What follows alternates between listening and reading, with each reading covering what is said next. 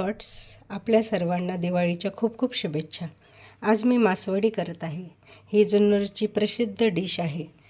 त्यासाठी मी शेंगदाणे, सोनेरी भाजलेलं खोबरं, तीळ आणि कांदा लसूण असा गोल्डन भाजून घेतलेला आहे.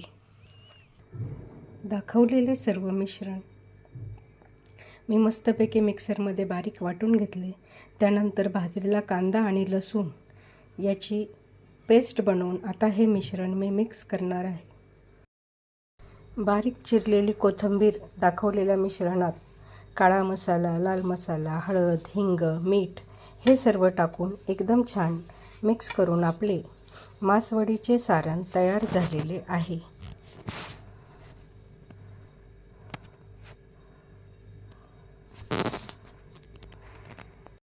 आता आपण मासवडीच्या आउटर लेअरची तयारी करत आहोत. त्यासाठी मी गरम कढईत तेल टाकलं, हिरव्या मिरच्याचा ठेचा टाकला, थोडीशी हळद कलर येण्यासाठी हिंग टाकलं आणि हे बेसन पीठ आहे. त्याच्यामध्ये 2 वाट्या बेसन पिठात 2.5 वाटी पाणी टाकून चवीप्रमाणे मीठ टाकले.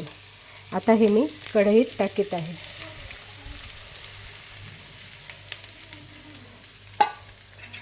आता हे मिश्रण एकदम घट्ट होईपर्यंत हलवत राहायचं.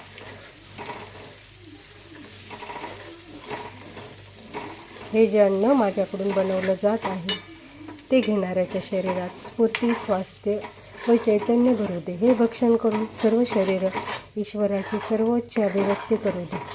असा समर्पण भाव ठेवून, मन शांत ठेवून माझ्याकडून स्वयंपाक बनेल. माझी प्रार्थना पूर्ण झाल्याबद्दल धन्यवाद. मेरा हर रिश्ता मधुर है. मिश्रण अशा प्रकारे घट्ट झालं आहे. ते आपल्याला पोळपाटावर एका स्वच्छ ओल्या रुमालावर घ्यायचं आहे आणि पाण्याचा हात लावून थापायचं आहे. अशा प्रकारे या थापलेल्या मासवडीवर आपण अशा प्रकारे मसाला तयार केला आहे. अशा प्रकारे सुंदर त्याला माशाचा आकार दिलेला आहे आणि थंड झाल्यावर आपण कट करणार आहोत.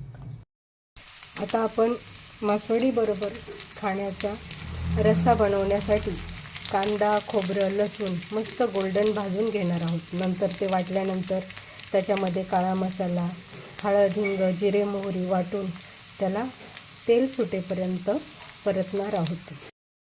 खोबरे आणि कोथिंबीरीने सजवलेल्या सुंदर मासवड्या तयार आहेत. धन्यवाद सरश्रीजी. आता आपण मस्त मासवडीबरोबर खाण्यासाठी रस्सा बनवत आहोत. त्यासाठी मी तेल तापत ठेवलेलं आहे आणि त्याच्यामध्ये बारीक वाटलेला मसाला टाकणार आहे अशा पद्धतीने आणि तो मस्तपैकी परतवून घेणार आहे.